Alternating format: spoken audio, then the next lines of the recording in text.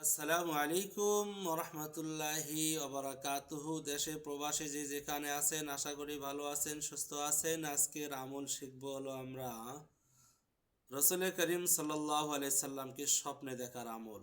কোনো ব্যক্তি যদি জুমা দিবসে আহ, জুমার রাতে দুরূদ শরীফ 100 বার এবং সূরাতুল কাউসার 1000 বার পাঠ করে বিছানায় কিবলামুখী হয়ে শুয়ে পড়ে, তাহলে তার সঙ্গে আল্লাহ রসুলের দিদার নসিব করেন।